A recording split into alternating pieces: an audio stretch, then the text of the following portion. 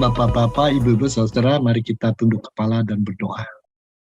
Bapak, saat ini, saat kami coba diam di depan Tuhan, dan kami ingat di masa lalu dalam kehidupan kami, Engkau tidak pernah tinggalkan kami. Saat ini juga Tuhan mau bicara pada kami, melalui percakapan kami, perenungan firman Tuhan, tanya jawab, dan kedekatan kami satu sama lain walaupun tidak secara ragawi. Karena itu kami tahu juga untuk di masa depan kami tidak pernah akan sendiri. Engkau adalah Bapa sahabat yang mengasihi kami. Dan biarlah saat ini tidak ada seorang pun yang luput dari berkat Tuhan, yang bukan hanya membuat kami memahami, tapi juga mengubah pola pikir kami, dan pola-pola kebiasaan kami. Supaya banyak orang terinspirasi pada kami, justru pada usia lanjut. Kehadiran Tuhan semakin nyata dan terasa melalui kehidupan kami. Kami mohon ini karena Kristus itu Juru Selamat kami. Amin. Ya Bapak Ibu, Shalom. Ini kalau mau dipikir-pikir ini adalah yang pertama kali saya diminta berbicara di kalangan usia indah, karena biasanya saya diminta untuk orang muda gitu ya. Orang muda yang usianya antara 17 sampai 30 yang memang itulah yang menjadi bagian hidup saya setelah cukup lama ya, berpuluh tahun. Jadi ini kesempatan berbagi tentang firman Tuhan kali ini buat saya sekaligus mengingatkan bahwa memang rambut saya sudah putih gitu ya. Mengingatkan bahwa saya tidak lagi berusia 49. Ketika orang-orang bertanya, selalu saya bilang, berapa usia Bapak? Saya 49 plusnya berapa tuh rahasia, tanya sama istri. Nah firman Tuhan, saya ajak kita ngobrol dulu dan merangkai firman Tuhan tidak terpisah begitu saja. Tapi mari kita pelan-pelan melihat kenyataan dan saya rangkai dengan firman Tuhan. Saya mencoba mengajak kita semua mengingat kembali satu ayat. Satu ayat yang saya yakin Anda sudah pernah dengar, sudah biasa dengar, mungkin sudah hafal. Ayat itu berkata, salah satu terjemahannya, sampai masa tuamu, aku tetap dia. Dan sampai masa putih rambutmu, aku menggendong kamu. Aku telah melakukannya dan mau menanggung kamu terus. Aku mau memikul kamu dan menyelamatkan kamu.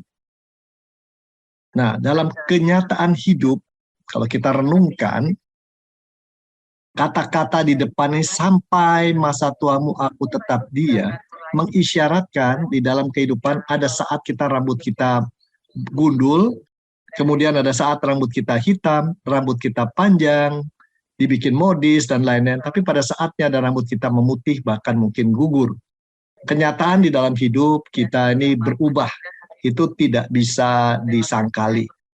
Dulu wajah kita cantik seperti bulan purnama, tetapi setelah umur 50-an ada banyak cakar ayam di sisi mata sini. Biar bagaimana juga tidak bisa disangkali. Wajah kita, kata orang, macam dompet di akhir bulan, belum ada isinya, kerut.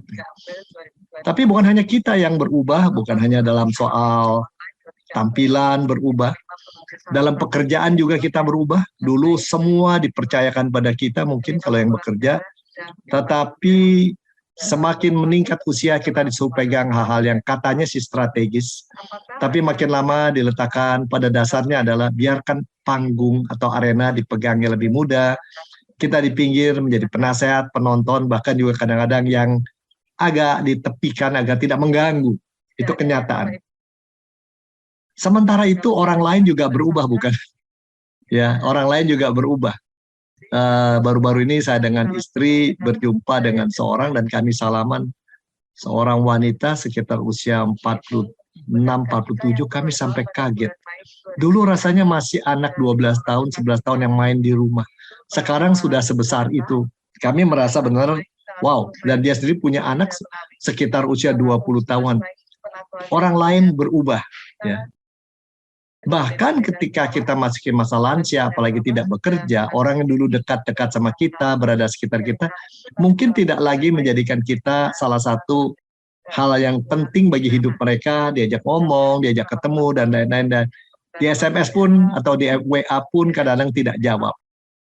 Bahkan kalau kita lihat dunia berubah, di zaman dulu mana terpikir kita bisa ngomong dan jumpa seperti ini. Di masa lalu mana mungkin kita pikir orang bisa ditelepon begitu cepatnya.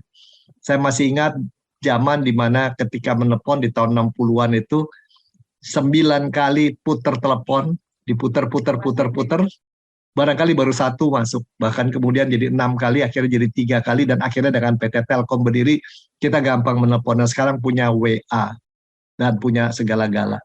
Dunia berubah, kita berubah, orang lain berubah. Itu hal yang tidak bisa disangkali, dan kita akan terus berubah. Tinggal bagaimana menjalani hal ini. Perubahan itu membawa hal-hal yang indah, tapi juga hal-hal yang mungkin kita tidak nyaman. Kita dengar banyak narasi atau omongan-omongan orang. Makin tua, kesehatan menurun. Kalau dulu kita bicara, kamu pakai cincin apa di jari manismu, sekarang kita bicara, cincin apa, berapa cincin di dalam pembuluh darah di jantungmu. Kalau dulu kita bicara tentang obat kuat, sekarang kita bicara obat trigliserid, obat untuk kolesterol, asam urat, dan sebagainya, dan darah tinggi. Bahkan juga ada yang mengatakan dulu orang tua selain mengatakan kesehatan menurun, dikatakan juga makin tua itu makin mudah lupa katanya. Apa tapi ini benar, nanti kita lihat. Bahkan makin tua, ada banyak pola kebiasaan yang tidak bisa diubah. Kita nggak bisa diubah. Udah begini saya udah puluhan tahun. Kita tidak bisa belajar hal baru. Narasi orang begitu, dia sudah tua lah, nggak bisa diubah. Oh mudah lupa, ya, dan seterusnya. Bahkan saya juga mengenal orang-orang tua di atas umur 80-an yang sakit hati masih dipelihara, tidak bisa diubah. Nah, Yesaya 46 tadi mengatakan, aku tetap dia. Jadi seakan-akan dikatakan ada kata tetap di sini. Semua berubah betul. Kita berubah, dunia berubah, orang lain berubah. Tapi Tuhan tetap dia yang memberikan 3 anugerah dalam hidup kita. Apa itu? Pertama, anugerah bahwa kita bisa hidup. Selama masa COVID ini kami sangat menyadari hidup itu adalah benar-benar titipan pemberian. Tepat kata orang-orang Jawa tuh zaman dulu mengatakan urip mampir ngombe katanya. Hidup tuh bagi orang cuma mampir minum terus pergi lagi. Semua tidak menetap, tapi aku tetap. Tuhan tetap. Semua bisa berubah, tapi aku tetap menjadi pelindung dan sahabatmu. Nanti kita akan bicara mengenai Tuhan sebagai pelindung dan sahabat. Ya. Bahkan lebih lanjut. Aku tetap dia, semua bisa berubah, tapi aku tetap pelindung dan sahabat. Ya. Lalu kemudian dikatakan juga, sampai masa putih rambutmu, aku menggendong kamu. Sampai masa putih mengatakan bahwa dalam kehidupan itu ada saat-saat ketika rambut hitam kita dinilai perkasa, kuat, menarik, produktif. Itu istilah yang dipakai kan di dunia itu. Ini usia produktif, ini usia tidak produktif lagi. Dan seakan-akan di dunia dikelaskan, istilahnya itu orang-orang yang menghasilkan sesuatu buat hidup dan kita jadi penonton atau hanya menerima hasil karya mereka. Nah, dan dengan demikian timbul perasaan, apalagi di zaman dulu, di zaman hidup para pengembara atau ini, sampai masa putih rambutmu, aku menggendong kamu. Seakan-akan secara realistis firman Tuhan mengatakan ada saat-saat kita akan merasa lemah, lelah, merasa kita sudah di pinggir, kita tidak punya daya seperti dulu. Dan itu kenyataan pada zaman itu dia. Tetapi kalau kamu merasa begitu pun, Tuhan mengatakan, aku yang menggendong kamu. Dalam kondisi lemah, butuh digendong. Digendong juga kadang bukan karena lemah, tapi karena butuh kehangatan. Orang digendong karena anak kecil kalau digendong karena dia butuh kehangatan, kepastian bahwa dia disayang. Ini seakan-akan Tuhan mengatakan orang boleh nggak sayang kamu, orang boleh nggak perhatikan kamu. Ketika kamu lemah, orang mungkin memalingkan wajahnya. Kamu telepon tidak dijawab. Kamu minta perhatian, tertunda-tunda jawabnya. Tapi dikatakan dalam firman Tuhan, dalam kondisi seperti itu pun, aku tetap ada. Kamu tidak sendiri. Musuh terbesar menjadi seorang dengan usia yang tinggi, apalagi ketika sendiri, adalah merasa kesendirian. Dan ini kesendirian seringkali menjadi masalah yang membuat orang, ya sudah mau apalah, lebih cepat pulang lebih bagus. Banyak orang merasa demikian. Nah, saya tidak tahu ini apakah pernah merasakan, apalagi kalau suami istri masih ada, pertanyaannya apalagi kita berpuluh tahun bersama. Persoalan besar adalah, pertanyaan besar, apakah kamu dulu pulang atau aku dulu pulang? Kalau aku dulu pulang, kamu siapa? Nanti kamu kesepian apa enggak? Bisa rawat diri enggak?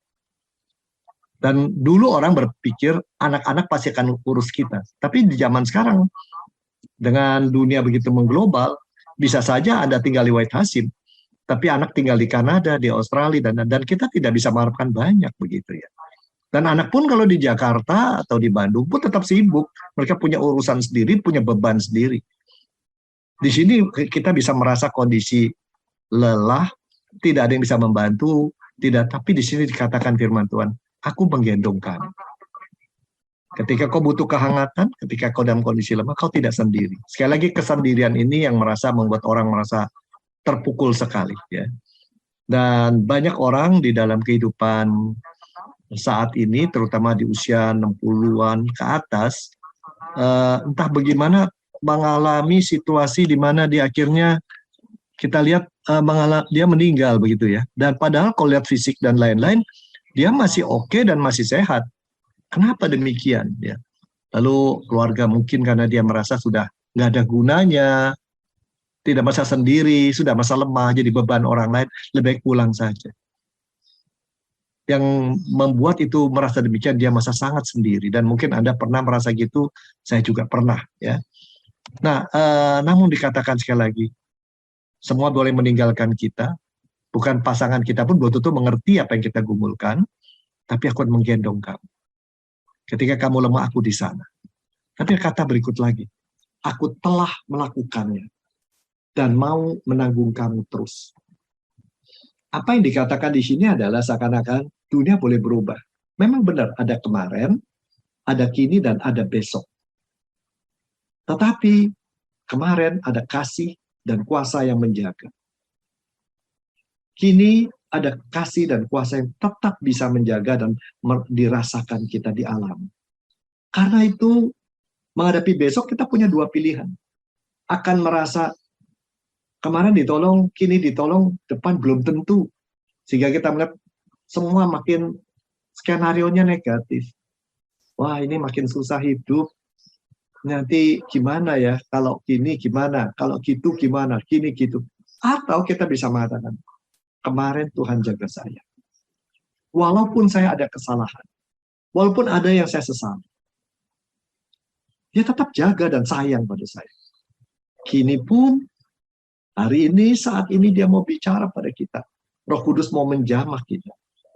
Dan besok, dijaminkan, dia tidak akan meninggalkan kita. Kasih itu terus akan dirasakan. Kuasa Tuhan dan kasih-Nya diberikan pada kita di dalam semua saat sampai nafas kita berakhir. Dia tetap sama. Bahkan selanjutnya pun tetap dia akan menjaga kita.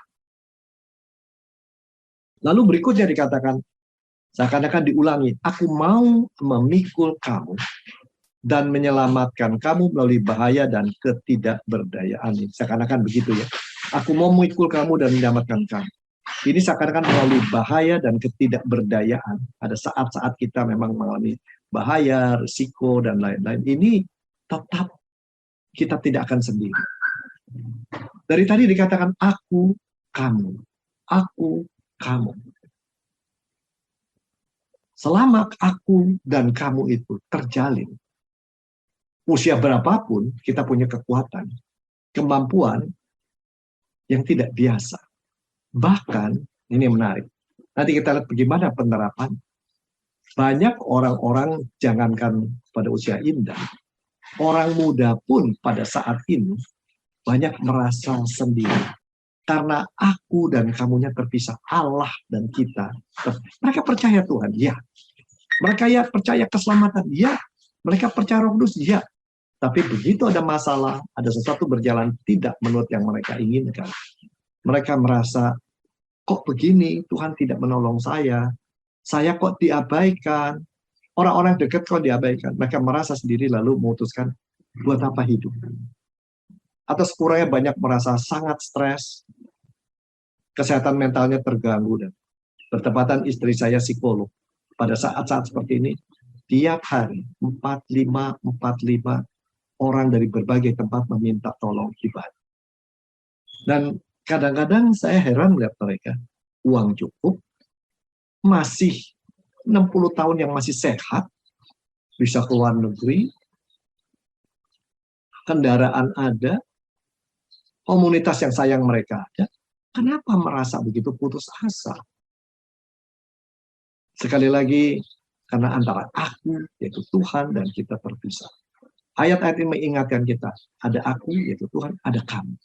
Sekarang pilihanmu ini, maukah aku yang sudah mengulurkan tangan dan menjaminkan, kita pegang kata-kata. Nah, sekali lagi, musuh yang sering kali kita alami banyak macam. Yang banyak kita lihat orang tua, atau para lansia, dan usia indah, atau apa saja namanya, usia lanjut, yang merasa tidak berdaya, adalah dianggap semakin tua kesehatan menurun. Tapi kalau kita lihat benar, semakin tua pembuluh darah kita tidak lagi seperti dulu. Benar, mata kita tidak seperti dulu. Ya bayangkan aja kalau punya mobil disimpan 50 tahun dipakai setiap hari, mau tidak mau bagian-bagiannya makin haus. Sama dengan kita. Namun penyakit-penyakit berbahaya sebenarnya kalau ada pun bisa dapat dicegah. Untuk tidak merajalela menghancurkan tubuh kita.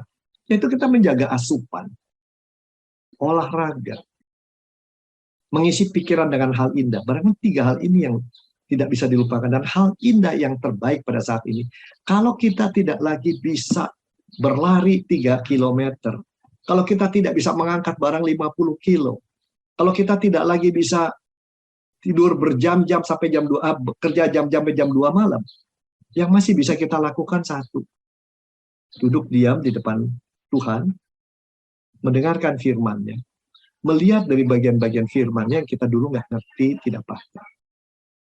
Saya merasa saat-saat seperti pada usia sini, saya sudah mendekati 70, saat yang paling indah hadiah Tuhan, yang paling indah 2 tahun terakhir ini adalah justru bisa melihat bagian firman Tuhan yang dulu saya tahu, saya baca, tapi tidak terlalu saya hayati, karena saya rasa itu tidak langsung terkena pada diri saya.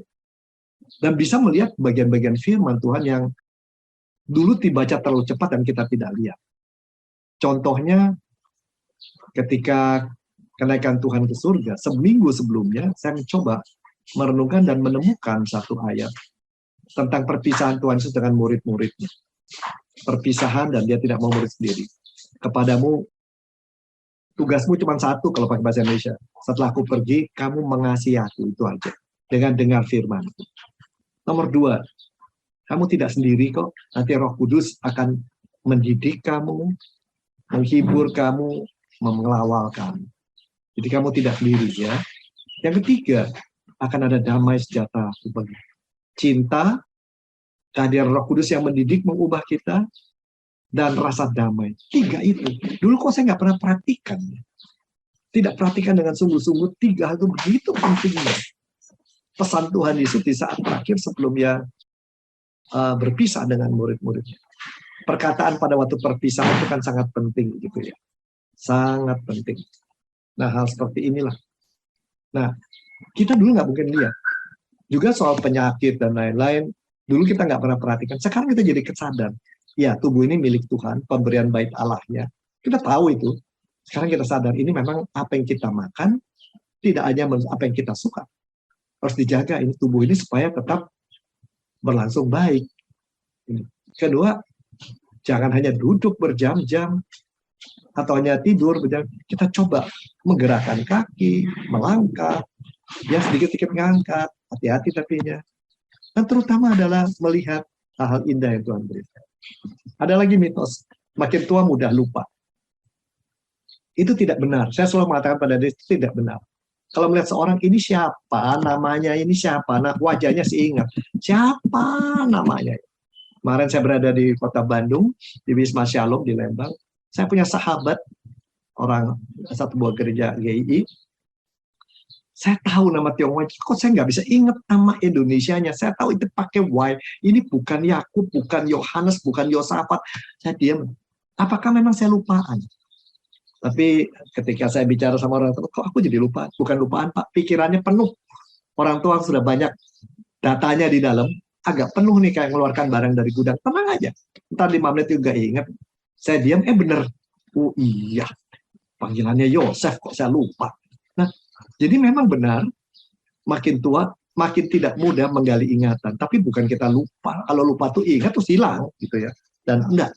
Dan ini bisa dilatih tetap menggunakan daya pikir untuk menolong kita. Kemudian makin ada mitos lagi, makin tua pola kebiasaan kita menetap. Tidak bisa diubah, sifatku begini, caraku begini. Nyatanya tidak benar. Justru ini saat kesempatan belajar hal baru. Setiap pagi saya pun belajar hal baru, kalau saya bisa sharing cerita. Orang tanya, Bapak kerjanya sih? Bangun pagi, saya cuci piring, bersihkan kamar mandi, nyapu, ngepel. Saya tidak ingin istri saya mengerjakan karena dia punya diabetes dan dia punya juga pekerjaan yang sangat berat. Daripada dia nyuci semua, lebih baik dia nanganin konseling seseorang. Nah, saya tidak suka dengan hal itu. Tangan saya tidak suka, kuku saya kena bekas makanan. Dulu begitu. Tapi nyatanya sekarang kok makin lama bisa dinikmati. Kalau gereja tidak bisa dibikin bersih, dunia tidak bisa dibikin bersih, orang lain tidak bisa dibikin hatinya, minimum dapurku bisa dibikin bersih dan kita tertawa memikirkan hal itu. Hal-hal kecil yang sederhana. Bahkan putri saya bisa mengatakan, Papi sekarang jadi manajernya GoFood ya, menyediakan makan pagi, GoClean, membersihkan dapur, dan Gojek kadang-kadang nganterin mami ke sana kemari. Nah, kita bisa belajar hal baru. Bukan tidak ada, sepanjang saat itu.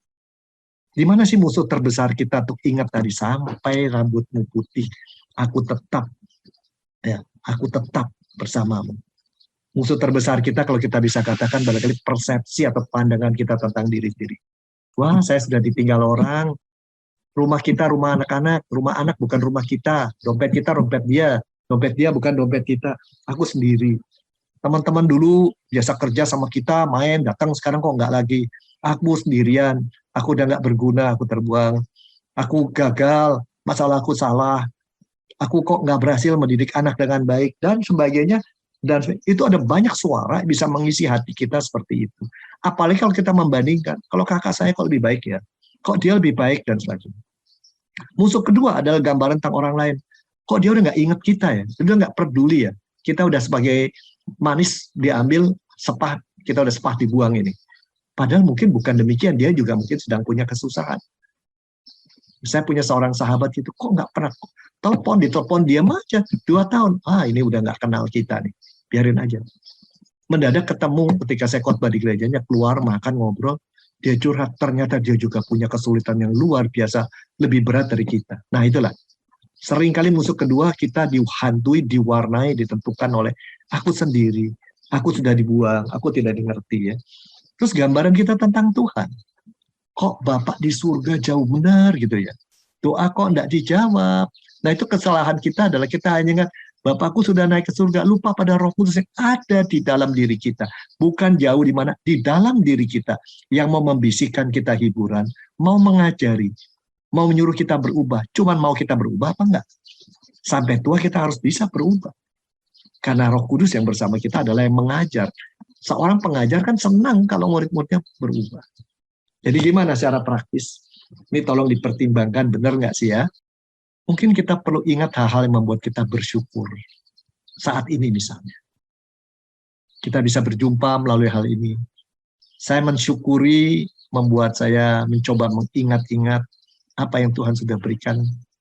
Apalagi 2 tahunnya selama pandemi ini. Coba kita lihat apa yang terjadi dengan anak-anak. tetangga diri kita, bahkan bangsa kita. Yang saya sekali pribadi adalah seringkali mengalami doa yang dijawab secara luar biasa. Saya sampai heran. Ya itu